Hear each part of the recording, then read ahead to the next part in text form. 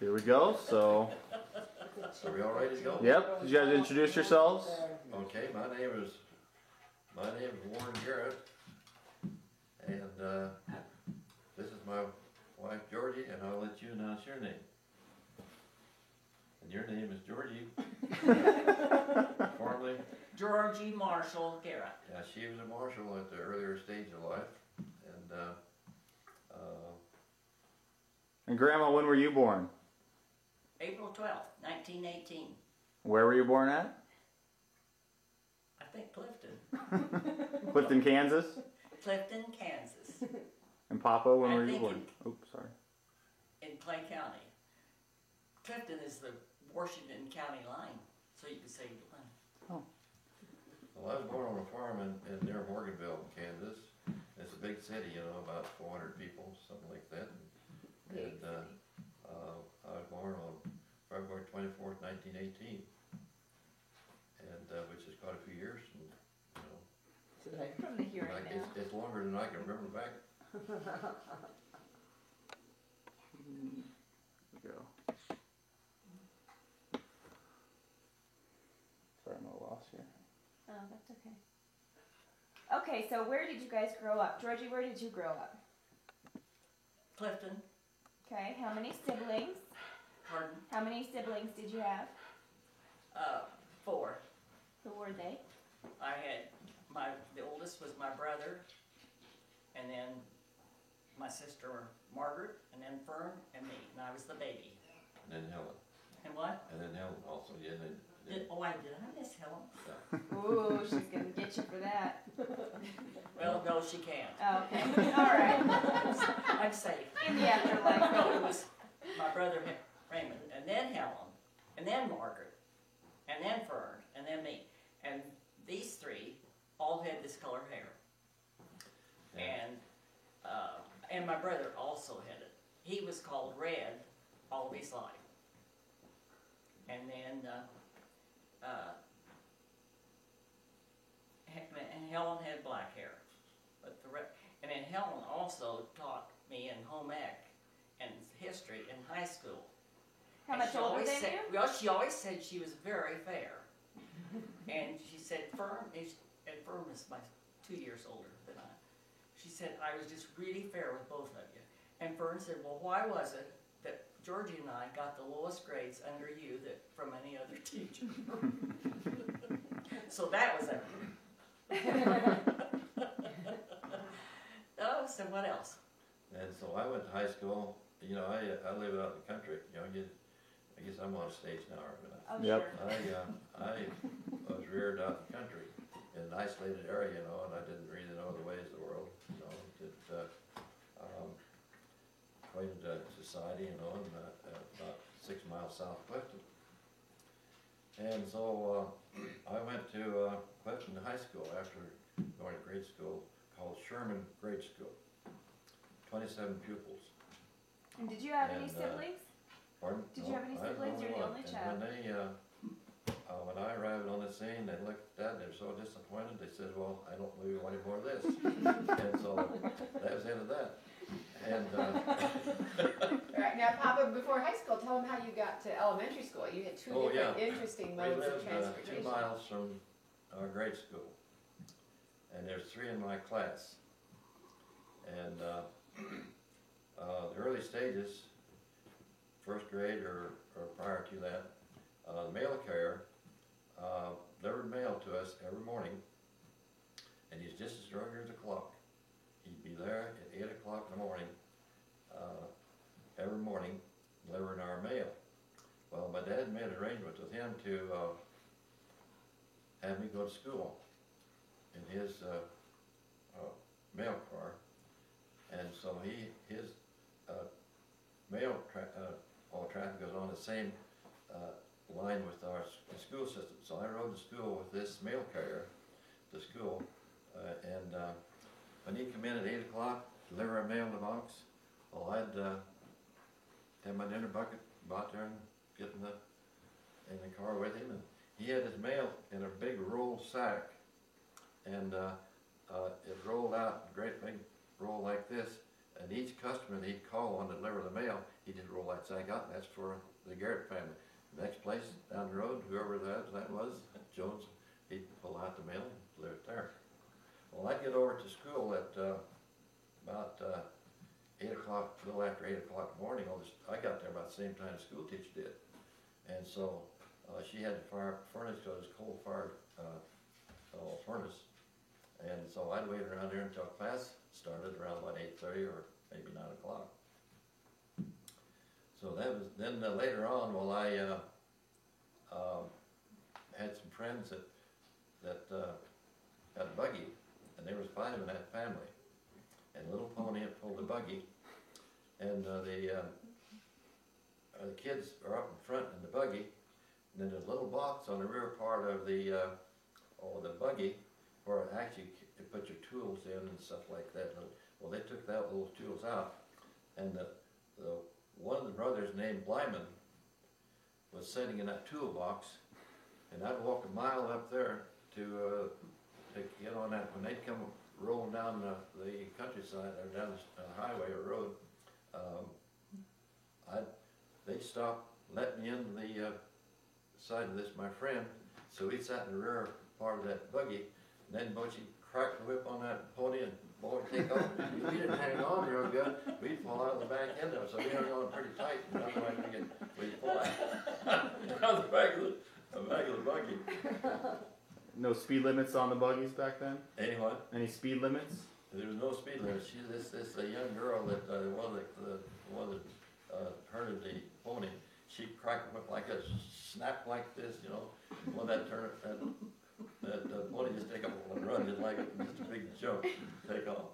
Now, in the mail truck, didn't you have, when it was cold out, didn't he have a little thing of coal burning in the mail truck to keep warm? On the floorboards, you know, it was in the wintertime, you know, that was, so for heat, he had a little box all cut out in the floorboards and had a metal casing around it, and he put hot coals in that. That provided heat for him for his route. And ordinarily he was through his route at noon each day, so he didn't have too big a route.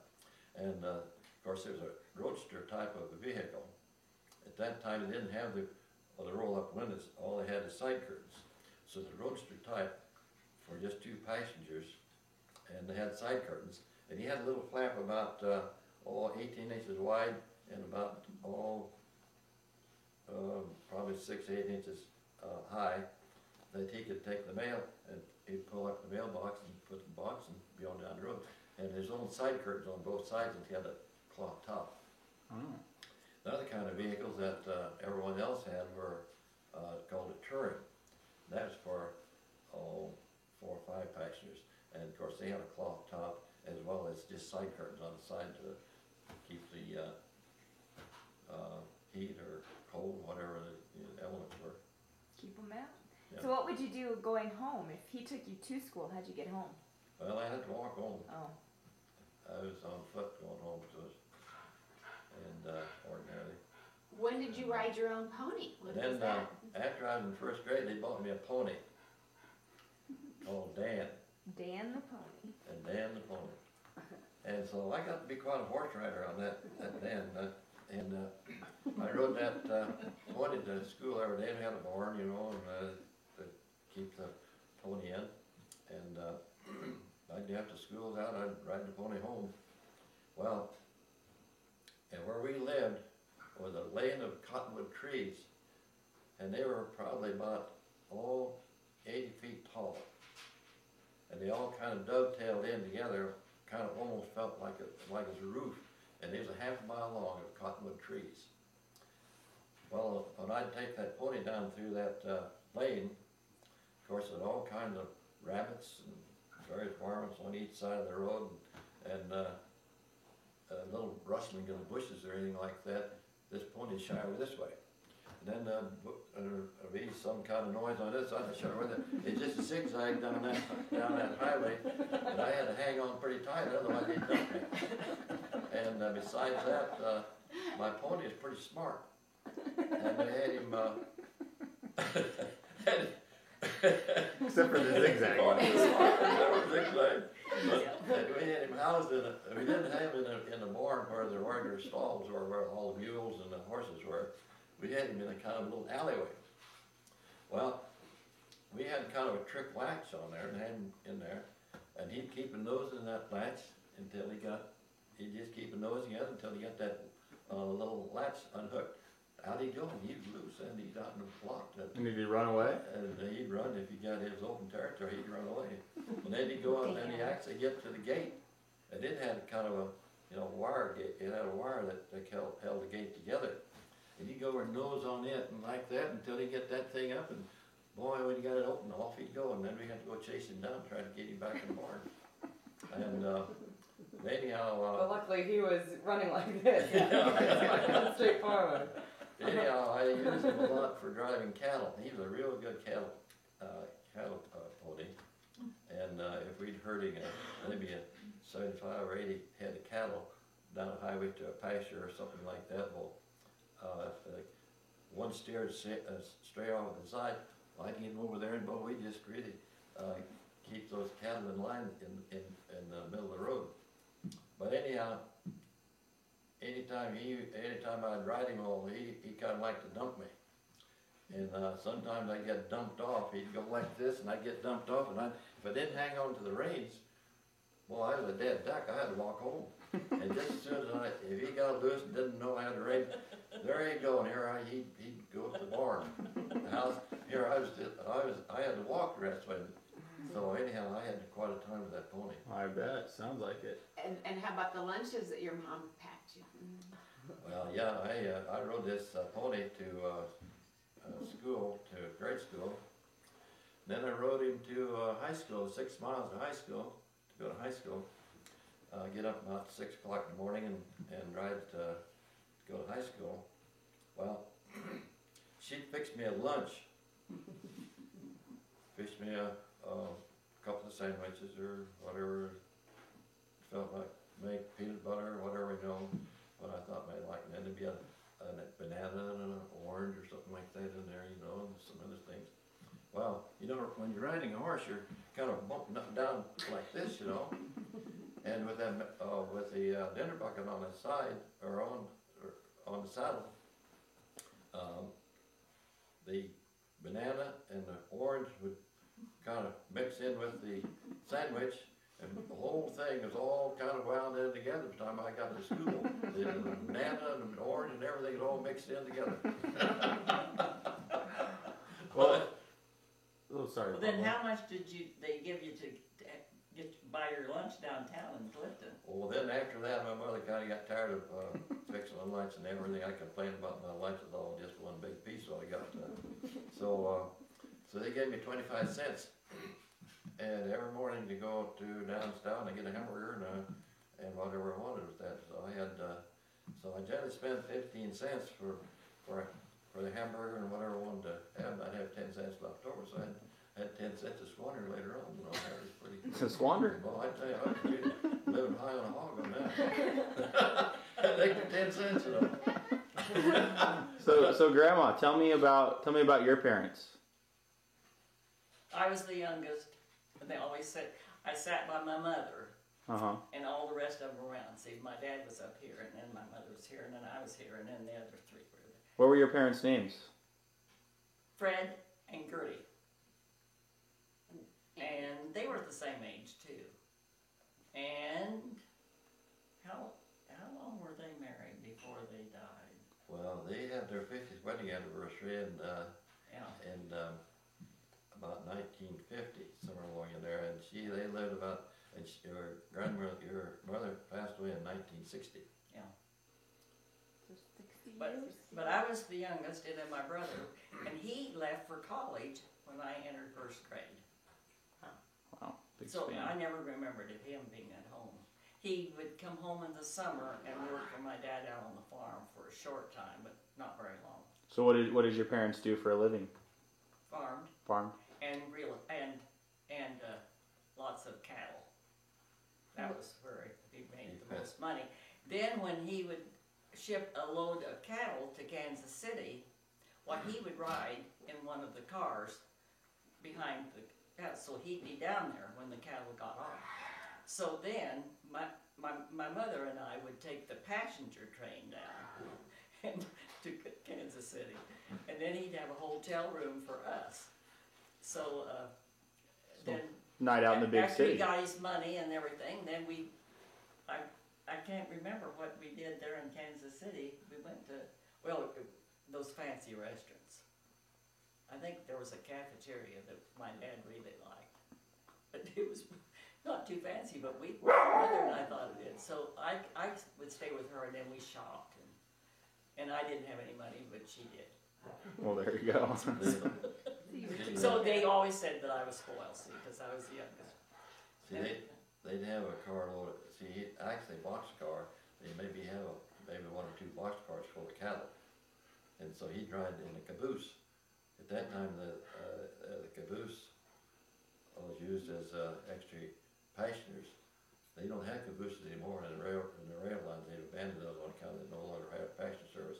But anyhow, they would ride in a little caboose, which is the tail end of the railroad, of the train, and so that's how they. Well, and did he take you with him, or because my brother was long gone? No, he didn't know me. I really never remembered my brother being at home. He He left for college when I entered first grade, so. Were all your siblings wildcats? What? Were you guys all wildcats? Yeah, Well, I think they all wild. Well, they were yeah, wild. I think so. Yeah, Fern's husband, he was a wildcat. He graduated from civil engineering, and of course Raymond graduated from there. And because that's not side of them, everyone was a wildcat.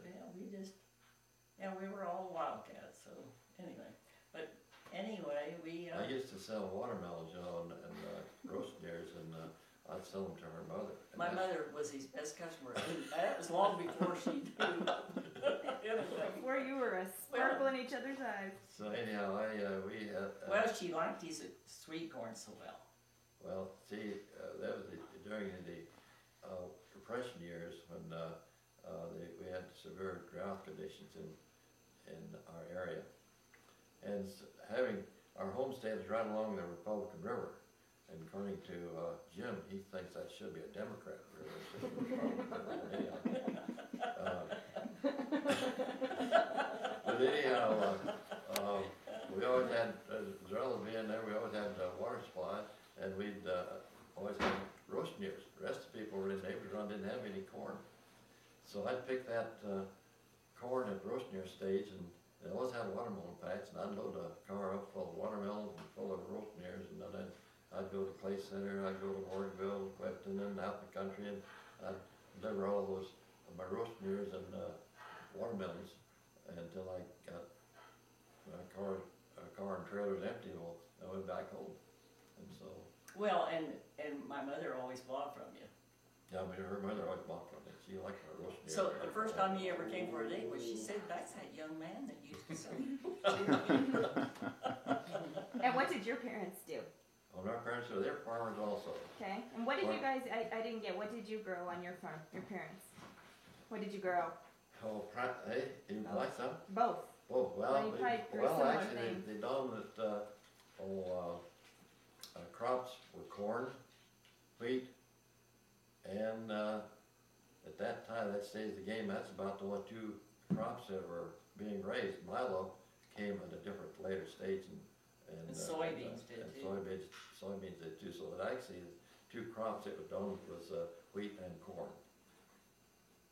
Okay. But the first time he ever came to my mother said, "Well, that's that nice young man that The comes and produce sells boy." my corn." So talk to us about how the 2 of you met. What? How did the 2 of you meet? Oh well, I was from out in the country and kind of in an isolated area, and I didn't know the ways of the world too well. I just needed someone to kind of show me how, Right. and educate me and like that. And so when I went to high school,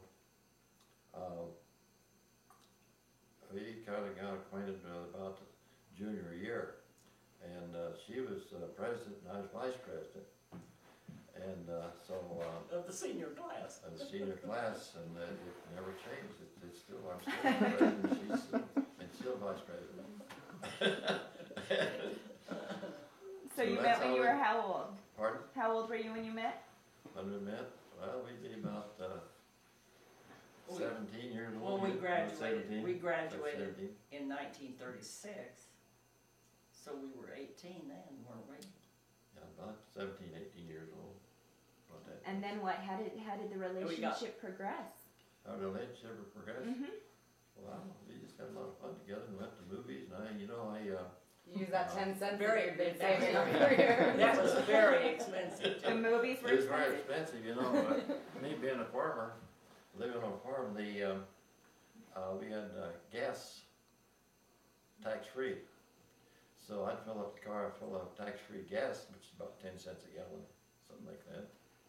Pretty cheap compared to what it is now. And fill the car up full of gas, and I'd take off in the car and pick up Georgie, and I'd always plan on having 75 cents.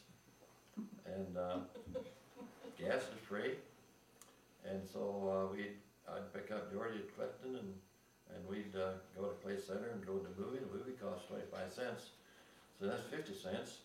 And then there was a little place, hamburger joint at like Clay Center, and that cost a nickel for a hamburger. And then we'd want a little, sweetness with it, so we'd have an ice cream cone as another nickel. So that's 60 cents. I went home with 15 cents from the.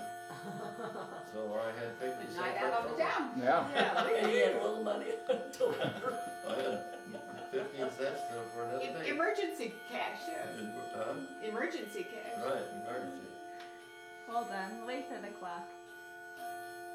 Well, and we anyhow, had a big, Clifton had never had a really nice big church wedding, and we had it. You had the first one. So how old Yeah. were you when you got married? we were about 22 years 19. old. Well, we got married in 1940. Yeah, about 1940. And of course, to pay for my college expenses, I farmed a little ground. I'd farm 80 acres of ground, and I'd get the wheat crop all of it, and so that'd give me spending money. I had to pay my tuition and pay my expenses and room and board. And room and board, we'd get room and board at $25 a month at K-State. We thought that was kind of expensive, so we found a place that was $10 a month for a room, and then we ate downtown and got $10 for our meals. So it cost $5 less than what I get room and board at a house. So I had the money to pay for my education through my wheat crop, and the wheat crop paid off dividends. Well, I was in pretty good shape, but it didn't. I was kind of poor. Yeah. Yeah. You earned enough for some traveling money too, to What? come out to Pikes Peak with your buddies too. Oh, you want to tell you and you're about to go. Oh yeah. Oh, of course. Well, that was another experience. Some friends of mine, there's 4 of us concocted the idea that we want to go to Cheyenne Rodeo. Cheyenne Rodeo, gee, well, that's like going to Europe now almost. And a long ways from home. So we bought a Model T4. And we thought it was a pretty good car. How much did you spend on it? Do you remember? Pardon? Do you know how much it cost? Yeah, it cost $20. and, for the Model T Ford. And so each one of us chipped in $5 a piece. Well, I had been working in the harvest fields, and the rest of them had been working in comparative type of labor. And well, that was in 1936, when the temperatures were really up to about 110, 112. Boy, I thought I was going to die there so hot, pitching wheat bundles. And anyhow, I got $5 a day for pitching wheat bundles. And so that gave me enough money. My dad had arranged with all the neighborhoods to exchange labor around all the neighbors. And so I was the one that got to go make the circuit with all the other neighbors to pitch wheat bundles to thrash the grain. But anyhow, I accumulated enough money, so I had about $25, $30. So when we were left on a trip, I had $20 left to go on a trip. Each one of us, 3 of them had $20, and one of them, he was rich. He had $80. Wow. And so we took off from Clifton and our Model T Ford and got up to Paxton, Nebraska.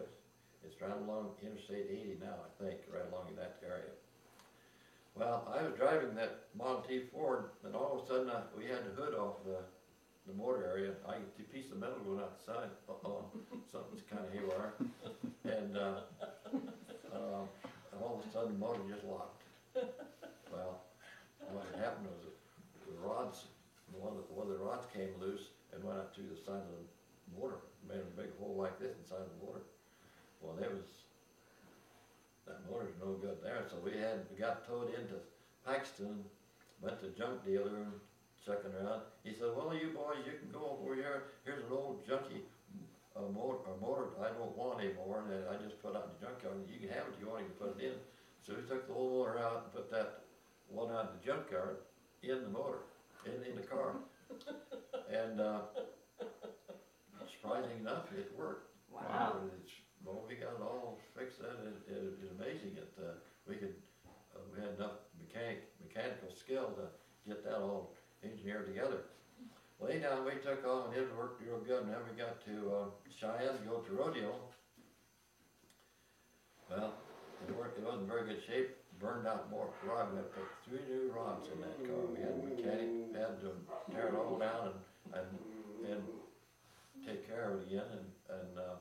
So anyhow, we got it all repaired. And then with one of the fellows of our group, his aunt lived in Cheyenne. So he says, you boys can just sleep out in the backyard there. All we had was just a canvas. So we just roll out the canvas out and lay down on that canvas, and that was where we sleep. And that's why we travel across country. We just see a wheat field over here, and well, that's a pretty good place to sleep. So we'd roll that canvas out in the field, and we'd go out there and pull the car on the side, and that's where we just go out and lay on that canvas. That way we'd sleep on that. And after the rodeo was over, we got to see the rodeo. Well, that's one thing, that's what we intended to do. And from there on, we decided we'd go to Colorado Springs. So another one of our friends had an uncle that lived in Colorado Springs. Well, that's a good place to go. Another cheap place to Yeah. live. Didn't have to sleep on a big tarp. We had a place to live, and he had an apartment. So that's where we went to Colorado Springs and stayed in his apartment.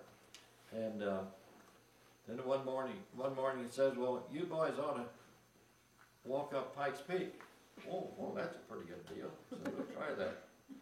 And so we got to say, well, you're going to have to get started pretty early because it's quite a long walk. Well, we went over, we got all set about 6 or 7 o'clock in the morning, and we went out and thought we'd go up to Cog. That's where most people suggested to go because that was easier walking. But they chased us off of that. They didn't want us walking up that Cog. So we went to Rural Trail instead. Well, just a dangling road around, it's just a narrow path going up. If you get 20 feet onto that Rural Trail, you didn't know where you were at. You were just lost. Then we got up above Timberline and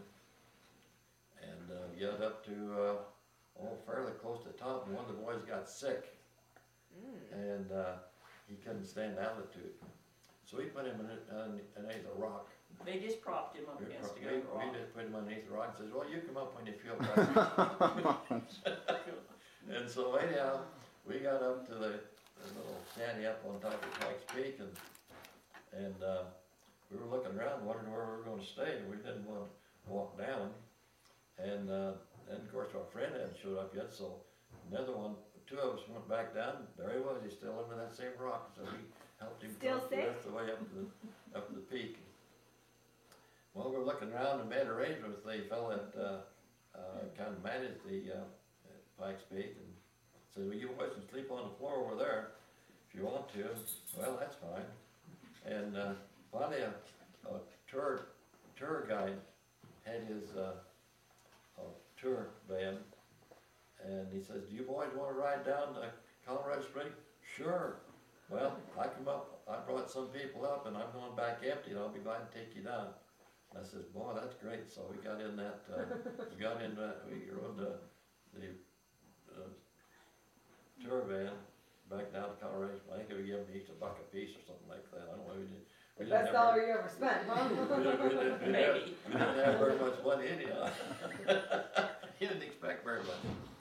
So he got us down to Colorado Springs. And we stayed there the other couple of days, and then we went back to Clifton. And when we got back to Clifton, that car was just shambles, frankly, and it just almost, it sounded like a corn sheller, corn sheller just rattled and banged like that, and we got in there about midnight. I think we woke all the neighbors up on account of the noise of the car.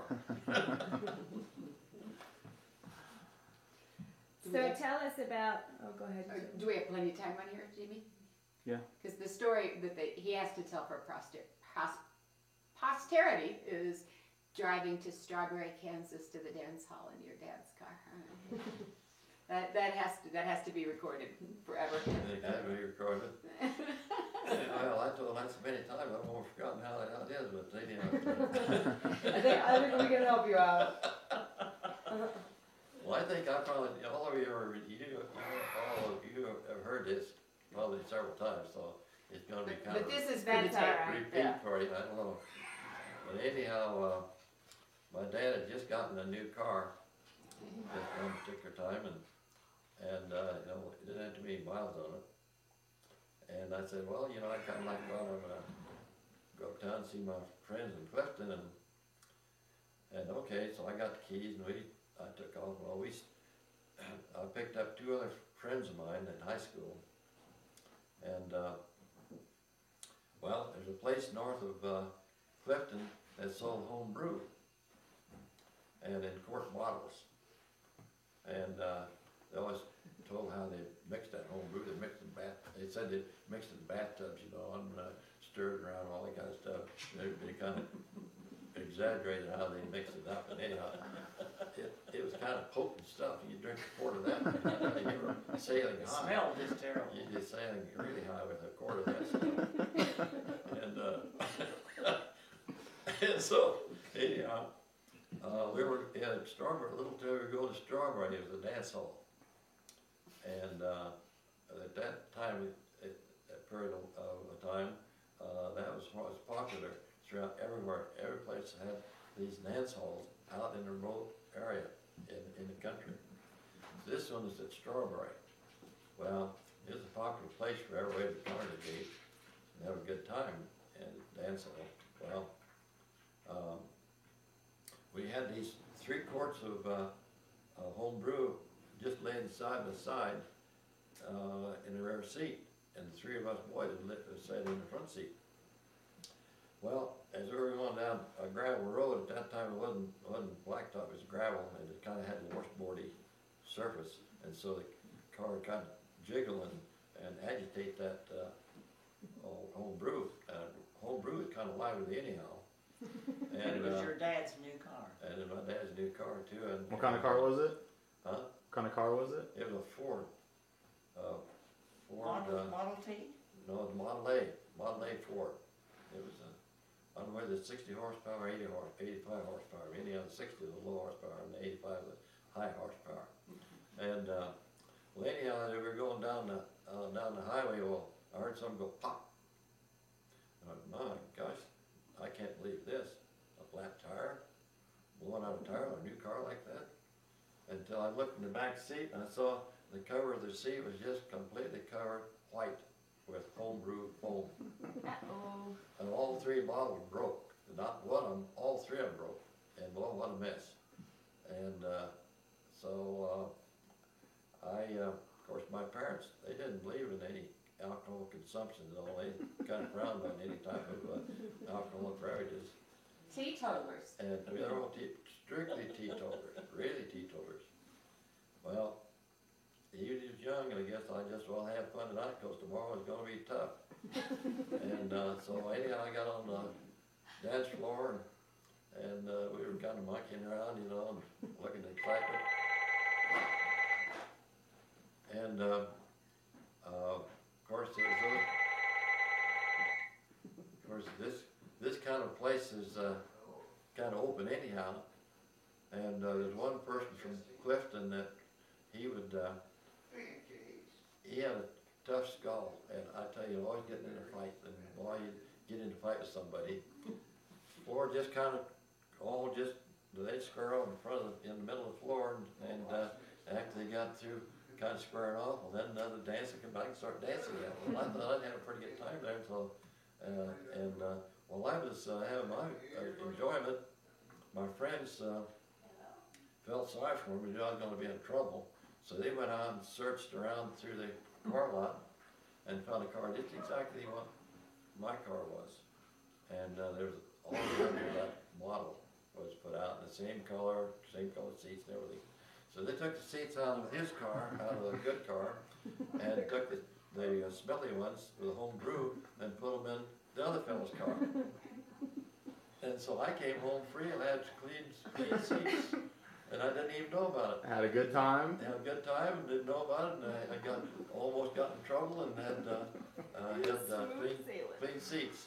But I don't know to this day who that person was that had those smelly seats. I don't have no idea. He's telling a completely different story. Yeah, he's talking about that jerk. They probably were, And to then this day, wondering who it was.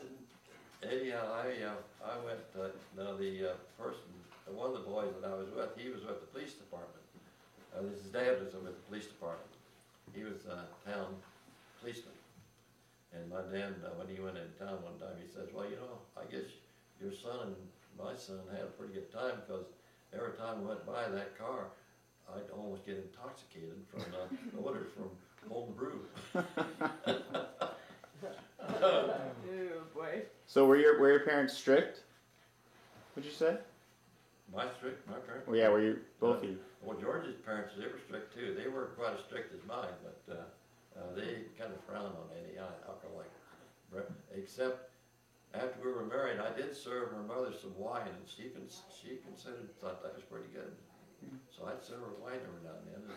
So She that came around. kind of sweeten her up. Kind of sweeten her up a little bit. Did they talk a lot about their lives? Your parents? What? Did they talk a lot about their lives? Do you remember them talking a lot about it? Well, quite a little, I guess. They were married how many years? They were married about, I think. We had a big thing for them when they were married 50 years. Yeah, they had a really good. And then, But what do you remember most about them? oh, my mother was a wonderful cook, and we always had such good food. And my dad called her Mom, and he'd say, Mom, this is really good. Mom produced all that good food. What was your favorite thing that she made? Pardon? What was your favorite thing that she cooked? Your mom, what was your favorite dish that she made? Oh, it's just, everything was good. Did you Yeah, have a she, special? No, probably, maybe, would have been roast beef with a beef roast of some kind and potatoes and carrots on it. Probably, that's And maybe my favorite, I think. And then she's real good on rolls, hot rolls, with the dinner, and as well as desserts. She had a dessert that, man, I We tell had you, a dessert at noon and at night. and that dessert was so rich that, boy, I tell you, if you were inclined to put on pounds, you really put on pounds. didn't you? What about you? The girls never did. Well, that's good. What about your parents, Papa? What do you remember most about them? Oh, they were always, they restrict me on this, and we didn't, and then,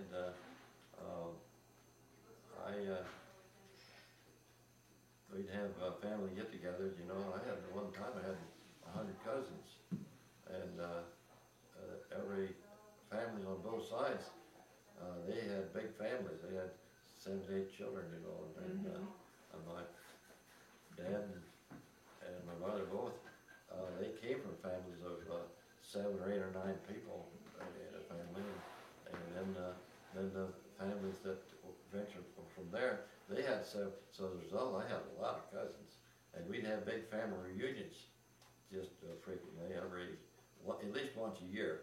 Where? And sometimes we would have it at one of the person's houses, one of the family members' houses. We'd all meet there and have it. But well, that'd be a big crowd, take care of that many. And finally, it got to be so big and so many people, we finally had it at Hunter's Park in Clay Center. and everyone would contribute their favorite dish, fruit salad or potato salad or anything like that. And so we would have those family gatherings at least once a year. Have everybody get together. That's fun. So we get acquainted with all my cousins. So when you guys got married, how big was your wedding? How big was the wedding? Who was there? Well, we had quite a lot in just as far as attending the wedding. Boy, the church was probably half full of people there. And that was the first big church wedding they ever had in Clifton, this Methodist church. And I see, I had 3 friends that were ushered on my side, and Georgie, you had 3, didn't you? No, well, I had my sisters. You had your sisters, didn't you? Yeah. Helen and Margaret and Fern. And I had my 3 buddies. Yeah. I had my sisters. Then we had a beautiful wedding. I was putting in wheat at that time, and I just barely got out of the field to come in and go to the wedding. I had to get my crop in for school. And so anyhow. Tell them about our honeymoon. Yeah. Well, yeah, that was another situation. We didn't have a car, at that time. I couldn't afford an automobile. And so a friend of mine from Manhattan that I had gone to school with, or was going to school with, he said, well, I'll tell you, I'll go to your wedding, and I'll provide transportation for you from Clifton to Manhattan, where we catch a train to go to Topeka. So that's what he did. He was there for the wedding, and boy, at the wedding, and we had dinner down at a local hotel downtown. Dinner in Clifton. Really? And so he took off like a gust of dust and took off from Manhattan. And we barely got on the train. Well, we got on that train, and thought we'd just be nonchalant and not anyone would know other that we were just probably just a regular run-of-the-mill people that was riding on a train until they saw all the rice fall on. Boy, they had rice. I had rice in my hair. She had rice in her hair. You just move your head. And then she had more than rice to fall all over the floor. And the suspicion was up then. It was that we were newlyweds, just barely got married. And so we got to Topeka, and we checked into Jayhawk Hotel. Oh, that was. Well, that was right uptown, Go to Jayhawk Hotel. That was really neat experience. That's where we checked in. And next morning, not having a car, we had to go by bus. So we bussed from there to Kansas City. We changed at Kansas City. And then we went to Joplin, Missouri. I don't know where you know where Joplin is. That's down in the extreme. Oh, it's just off of the extreme southeast part of Kansas. And there's a resort place south of Joplin. And so we made arrangements and got the reservations set to about 5 miles out of Joplin. That's where we spent our honeymoon. It was there about 5 days or several days anyhow. Got on a bus, went back home, and returned on a bus and on a train, got back to Clifton, and without an automobile. Well, being out in the country, when we arrived home, all the neighbors in our area, there's quite a lot of neighbors in there, there's quite a bunch of people, and living in our district. Well, we were both, George and I were in an upstairs bedroom, and about after bedtime, must have been 11 o'clock at night, anyhow it was all dark, we were all in bed. Here all the neighbors come congregating over there with their tin cans and horns and everything to chivalritas. And boy, they just made all kinds of noise. Just about like that, And boy, here we were in night shirts and they were looking out the window and here they word, George, we want to cook. And so we got our clothes on and said, we want to take you for a ride. Well, they took us in a car then and took us to Clifton. Big town of Clifton. And neither one of you are familiar with Clifton, but it had just one main street. Well, first thing it is, they wheeled out a wheelchair, or no, wheelbarrow. And says, you're gonna wheel Georgie down Main Street in a wheelbarrow. So she got in a wheelbarrow, and I got behind it, I had to wheel Georgie, wheeled her down Main Street, cleared out the end, then wheeled her right back. And so I wheeled her up and down the street. And the interesting thing about this was the fact that was, this has probably been about 6 months ago. I was up at the farm. One of the neighbors stopped. He had his pickup truck and says, "Hi, Warren." I said, "Hi." And you probably said, you probably don't know me. I said, "Well, you look familiar. I think I've heard." He said, "Well, my name is such and such, you know." And his name is Schwab. And I said, "Well," he says, "I remember you very distinctly." He said, "I was just a little shaver, probably 5 years old or something like that." He says, "I remember you, I was at your chivaree." And he said, "That's the greatest thing I ever did go to, was to go to your chivaree." And I said, "Heck you do, that's a long time ago." And that just lasted about 6 months ago. She had Wow. 65 years ago, and he still remembered that. Wow. And he said, "Also remember they took you to Clifton and had you wheelbarrow, wheel George up and down the Main Street." He said, "I was there for that too." So you rehearsed the whole thing. Lots of excitement. Good stuff. Okay, and then how long were you married before little baby came along? Well, I had a few interruptions. That's when World War II was just kind of going, and they told me, they give me 30 days to get out of school, either getting something protective or be drafted in service. Well, I didn't like the alternative, so I just took off like a rough duck trying to find some place to go to work. So I went down to Boeing and applied for a job at Boeing Airplane Company. Well, I didn't know anybody in the organization, but Georgie happened to know one of the officials that used to work for AAA. That was an agricultural, and he was head of the personnel department at Boeing. She called him on the phone and says, "My husband's looking for a job." "Oh, well, fine." She said, "Don't bother about waiting for all the people out in front of waiting to apply for the job. Just come to my office." So I wheeled around one day into the office, and he said, "When do you want to go to work?" And I said, "Well, I'll go to work tomorrow. I'm going to." And that was on a Friday or something, like Thursday or Friday. So I went to work on the following Monday. Wow. And he put me in the purchasing department on pricing materials and ordering materials. So I was in the purchasing department at Boeing until they got my number came up, and I was drafted into service. Then after about about a year and a half later. So what year was that when you got? When I worked for Lloyd Glasgow and Willard Glasgow, and then she worked for he's an attorney. an accounting firm.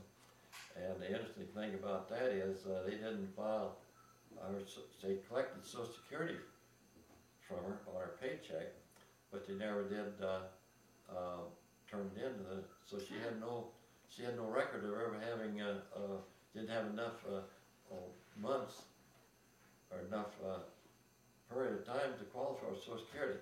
Oh. So they didn't even send in the money for Social Security. They kept it. One's accounting firm, one's attorney, and like that. So that's kind of an interesting experience. So what year did you get drafted? 1942. And then where did you go after that? 1942. Well, they first sent me to Leavenworth. That's where I got inducted.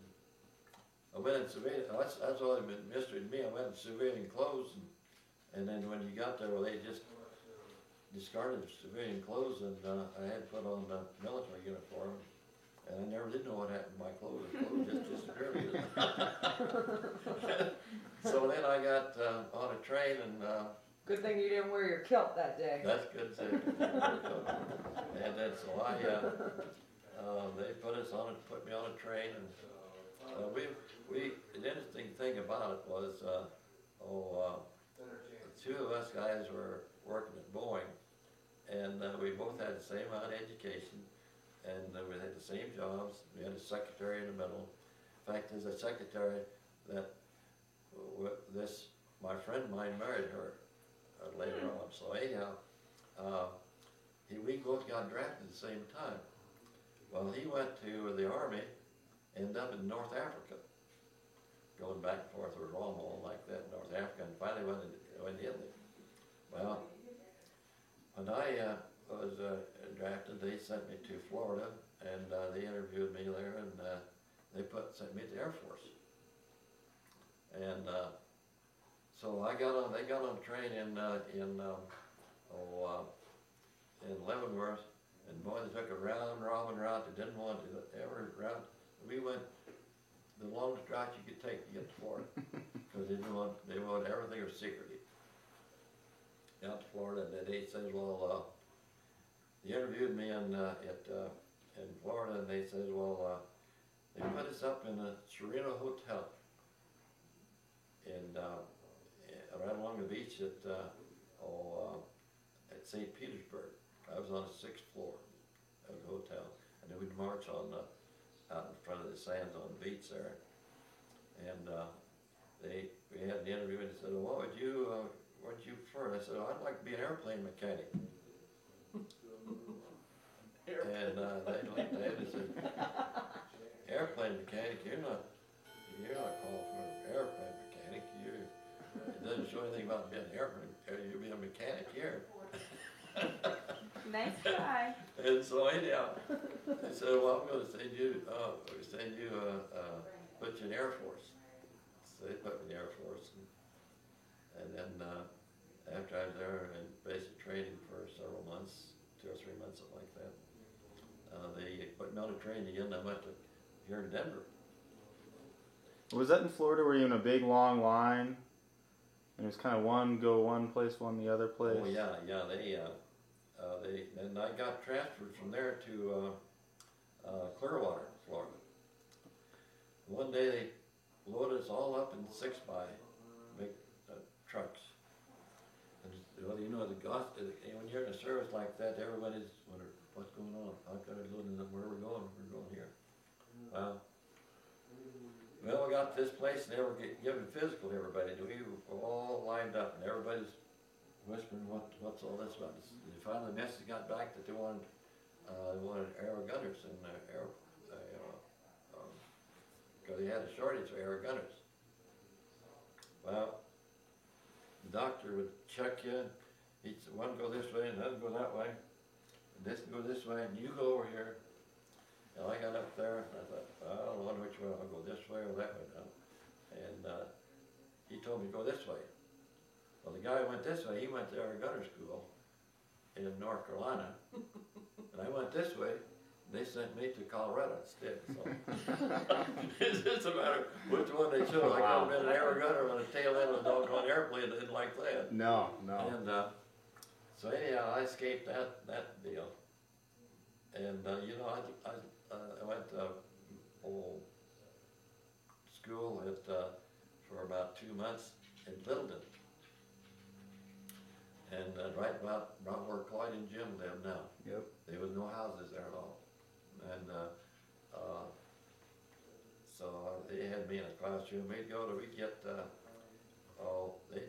us up at 5:40 in the morning, brush your teeth and all that kind of stuff, and march it to the breakfast, and then come back, and you had about an hour to get your bed made, get it all there, apple pie condition, and they come in and inspect it and see if you did it right.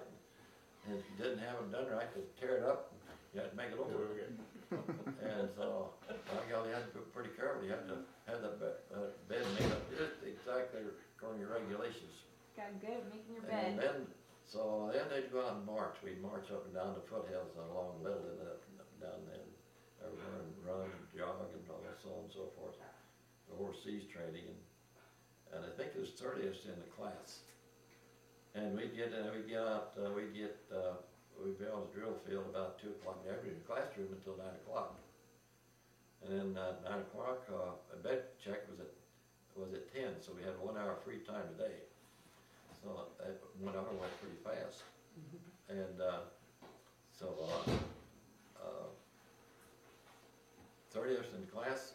When we got out of class, they scattered everywhere. One went to Australia, one went, several went to North Africa, one went to England. Well, my paper read Fairbanks, my record showed Alaska. Did you have any idea what was going on in Alaska? I had no idea. I didn't know what was going on. And so anyhow, Georgie had come out and she was working, and she'd come out and hold my hand every Sunday morning. So you flew him to Colorado when he was at... That's in Colorado. Oh, okay. And she came out to Colorado and she worked at a hat factory. And every Sunday morning for about, I had an hour's time on, I had 1 hour on Sunday morning for someone to come to visit me for a religious situation. So Georgie came out and spent that hour with me. She couldn't go in on the porch. We'd sit and hold hands, you know, like this at the little check-in house there for 1 hour. Then I'd go back and that'd be it. And so then the next thing, I got my papers to go to Alaska, and I got on the train. They sent me to Great Falls, Great Falls. Then we went to Edmonton. We got to Edmonton, and we were in Edmonton sleeping in tents. And that was in January. That'd be in February, January, February. And no, I didn't think anybody could survive in a tent, but 3 of us was holed in a tent, and we'd bank snow outside there. And we had a hot belly stove in the middle for heat, and we'd take shift, take turns putting coal in that thing to keep it warm in that tent. Well, after that was over with, well then we got on a plane and we flew to Fairbanks. They checked me in at Fairbanks, and I had so I started working the clerical end of the place, and they finally, actually, what it was at that time, the whole area where the main office was honeycombed. They had tunnels all around there, so you didn't even have to go out in the elements at all. So after about a couple of months of that, they said, well, what should you rather do? Would you like, I was supposed to be assigned to headquarters. That's where I was supposed to be, was in headquarters. And it said you can go to headquarters, or you can go out in a new area that they were just opening up, bulldozers out there. And I said, well, I don't think I want to go to headquarters. I said, I'd rather be out in the open, because, you know, farm boy, I'd rather be out in the open rather than being stuck in the headquarters. So anyhow, I went out in the woods there, and they cleared it off, and I was out there for 2 years. Well, now, where was that when I was at Great Falls? No, you were in Solana, or in Wichita. Wichita, there. So how often did you guys get to see each other during that time? Well, of course, one of the things, the advantage, I was with Air Transport Command, and we want to do something, we want to have transportation. So that was in, I saw Georgie in February, I guess it was, or somewhere along there. And so I was gone for 1 whole year. And so I came back, I got a furlough, 2-week furlough. Came back to the States, flew back to my APO was Minneapolis, Minnesota. And so I went back to Wichita, saw Georgie, and I had 2 weeks with Georgie. And so I got on a train and went back up to Alaska. And so when you get back up, I had 1 more year to go. So I wouldn't get back to the States for 1 more year, so I went back to Fairbanks, and where I was in what I was doing. And so after another year's up, I went back and see Georgie again. So we saw each other once a year. That's not good. What was it that I got the $50? That's what the government gave me to live on. Yeah, I gave you $50 to live A on. month. Well, so I saved that, Yeah. as I always worked, did something. So the $50 for the whole year, or for how long? For a month? Yeah, well, she got $50 a month from my paycheck. I had $20 to spend myself. I had about $18 to spend for myself. So I didn't take the 50 to live on. I always got some kind of a Yeah. job. Yeah. So you just Then invested after your money. about 2.5 years, well, see, I got rotated back to I had an option, and I wanted to rotate to someplace else. And so they rotated me back to, I asked to be sent back to the States. So after 2.5 years, well, I got signed to, supposedly, I was gonna be signed, the closest place to home I could be, I was supposed to be signed in Kansas City. When I got to Kansas City, that outfit had already been transferred to the Pacific Coast, and there's nobody there. Says, I'm sorry, there's nobody here. Your outfit's already gone. Says, now you can go out and see if you can catch them in California someplace, because they're going overseas, or you can just we'll assign to someplace else. And I said, well, I don't think I want to go to Pacific right now. And so what year was this? Huh? What year was this? That had been in 1945. 44. That was 1945. So they transferred. So when I was at St. Joseph, Missouri, when the war was over in Europe. Now the deal was I was supposed to spend 6 months in the States. Then I was supposed to be sent to South Pacific. So September I was going to be gone to South Pacific. But anyhow, in August, that's when Japan surrendered.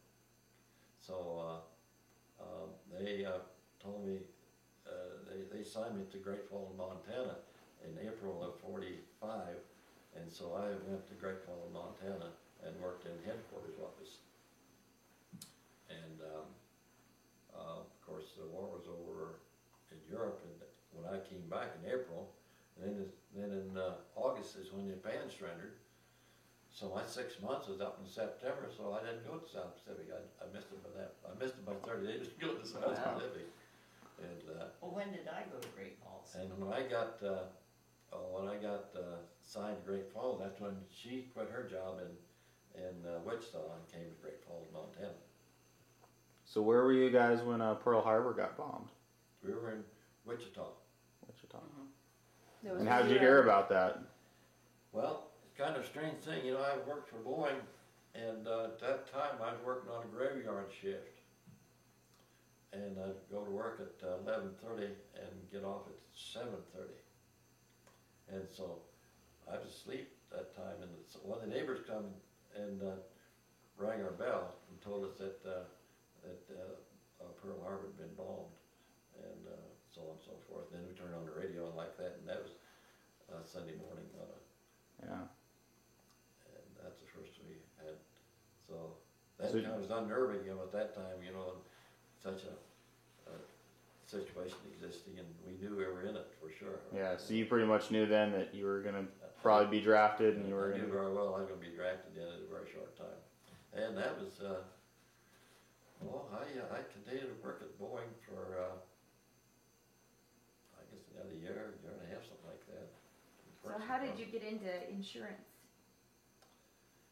How to get insurance? Well, you know, that's an interesting thing.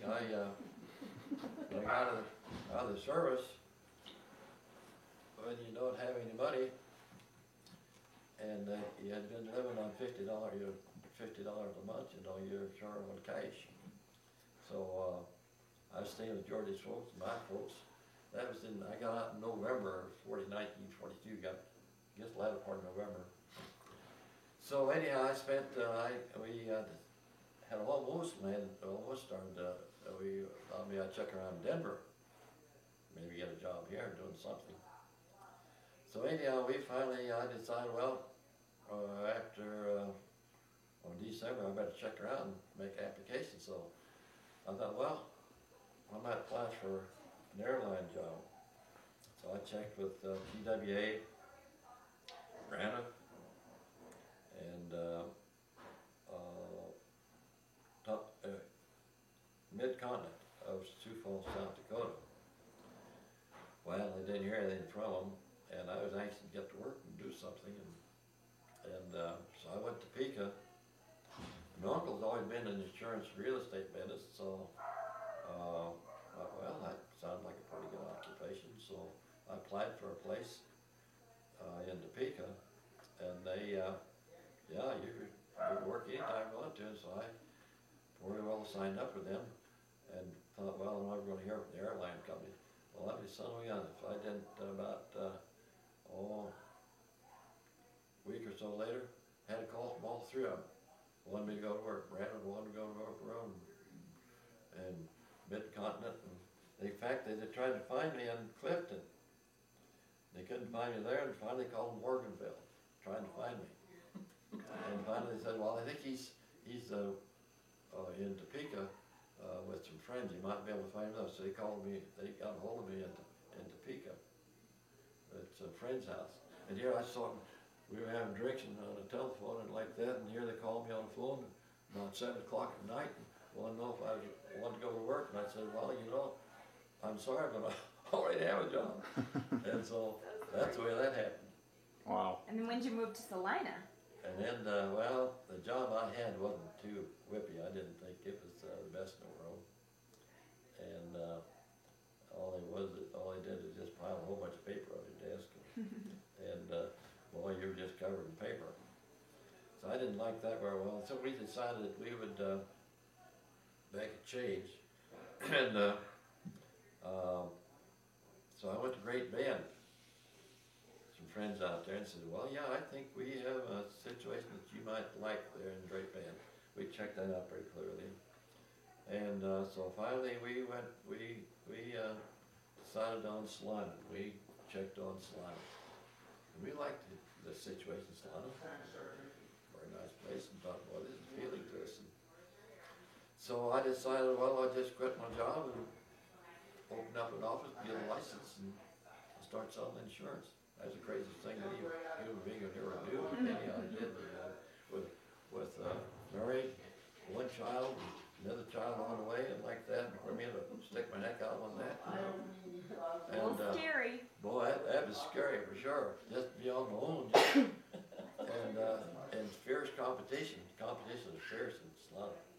Oh wow,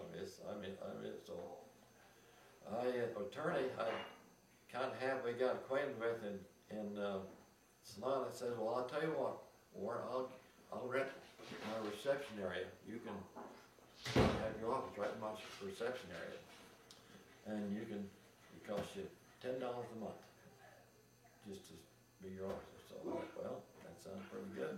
So I took a real estate license, got a license for the real estate, and got an insurance license, and then started to go to work. And I sold a house. Somebody gave me the house to sell for him, and I sold it just like that, you know. I got $500 on that, or $600, and I thought, wow, that's just like a gift to God almost. $500 coming like that, and so that was easy. And so then that carried us over for a while, you know, and selling and all that. So finally, a friend of mine, the fella that I worked with at Wichita, in Boeing, his father had an insurance agency in Salina. So he approached me and says, well, would you like to come to work for me as in an insurance agency? He said, I tell you what, you come and work for me, I'll give you half of my insurance agency. It's a good deal. Well, I guess that's not too bad a deal. At least I won't have to scrounge around to make a living as much as I was scrounging around as was. And so I bid on that, and I got going on his agency, and so finally one day he said, well, I think probably fairness to you, I'll just sell out to you. He said, how much you want? And I says, well, you want so much money, so I borrowed the money, and I bought him out.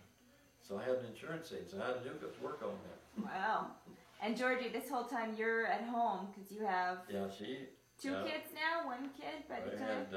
By that time we had 3. You had 3. Wow. Okay. So 3. how was that? Huh? How was that? Being a mom, it was exciting. Yeah, she was home all the time, tending those 3 little, 3 little bunchkins. 3 little beautiful bunches that added to the family, and So anyhow, things went along real good. And then later, then we taught Claudia to work. Yeah, and then I taught her, and I had Mark When she was a little kid? work for me, and yes, I paid her a salary, I deducted off in the expense. Oh, heck yeah. And it worked out pretty good. And finally, you know, we got to checking, and one fella came and asked me, would you like to check movies? What do you mean? Well, just go ahead and check movies. Okay, well, I'll send your name in. So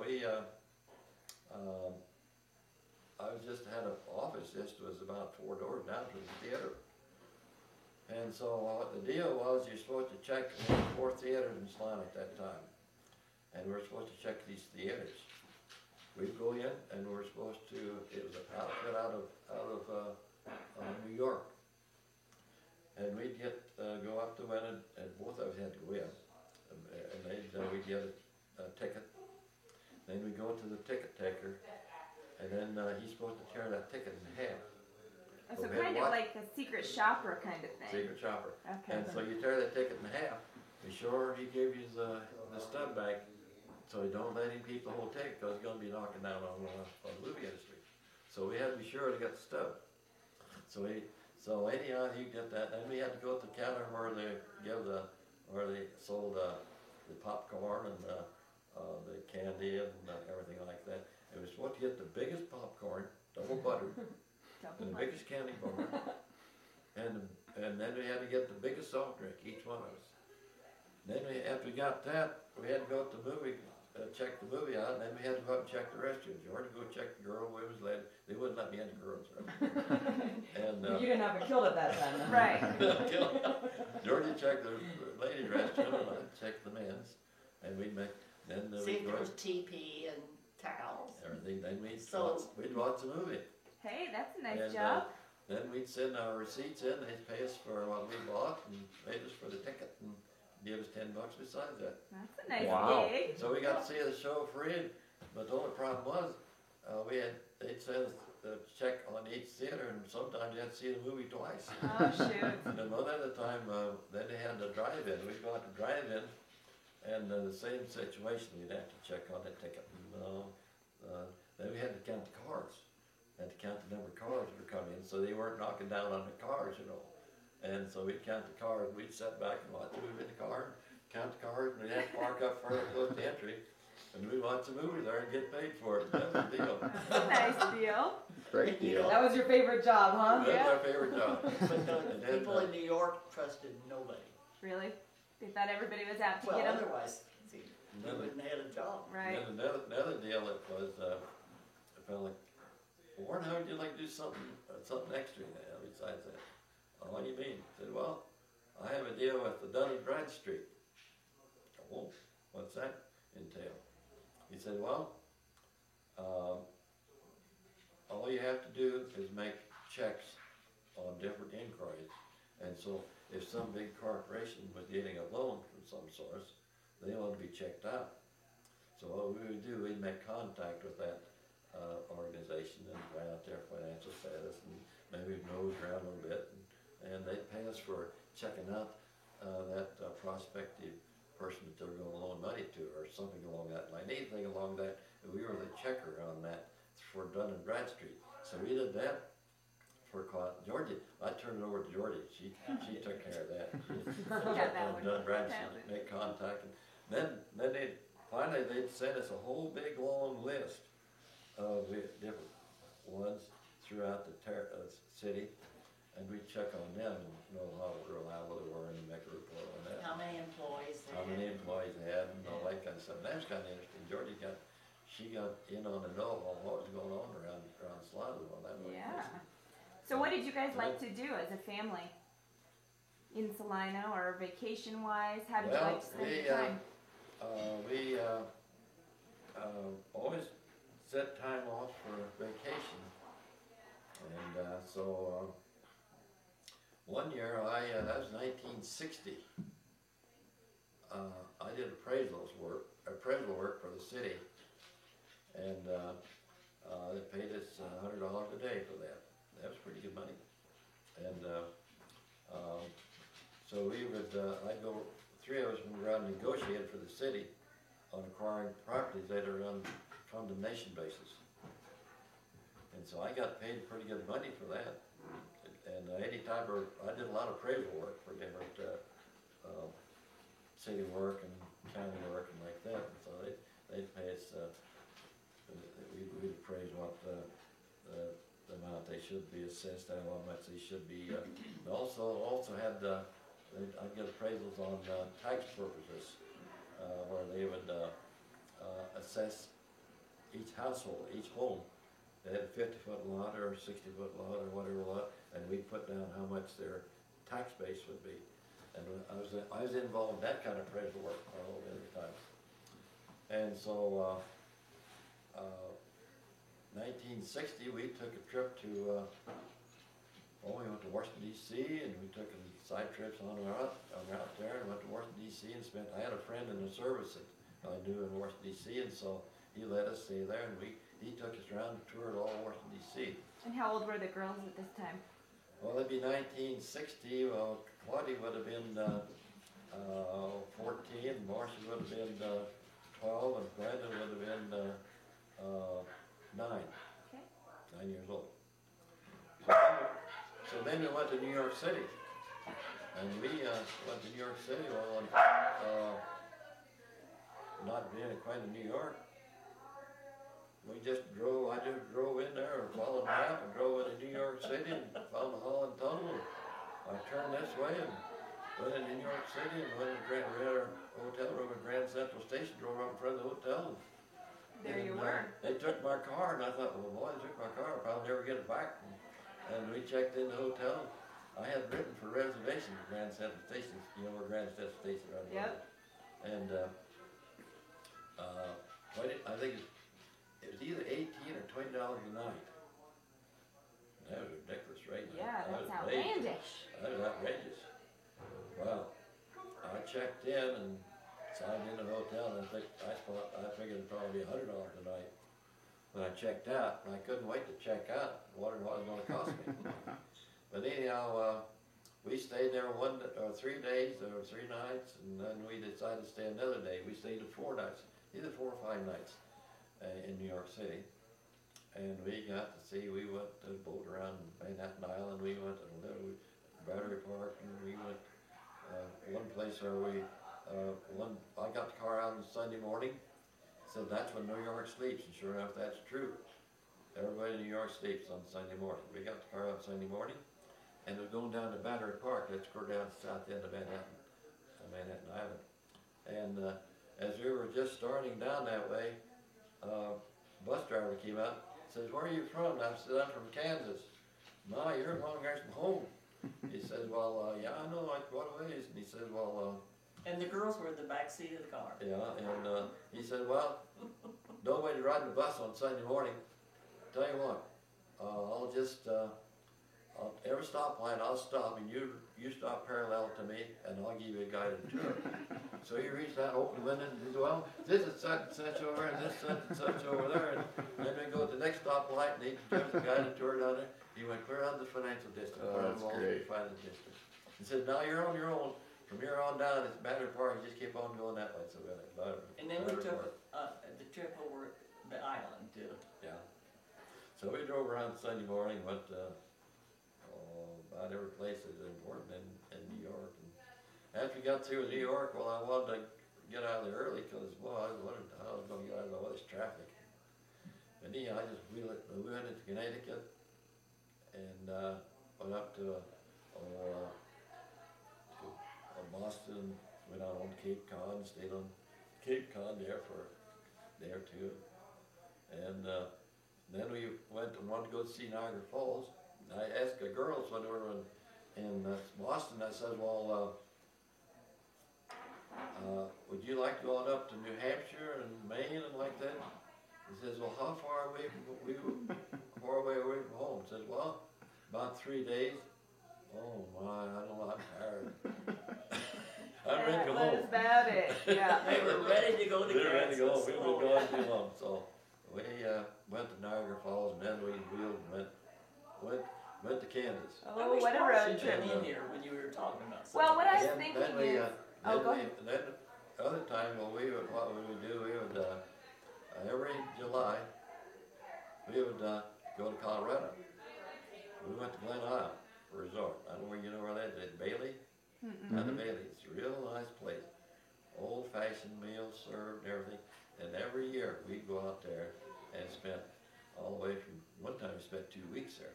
Most time we tried to spend, depending on how much time we had, we'd spend 4 or 5 days or maybe a week like that and at Glen Isle. So we vacationed there a lot. nice.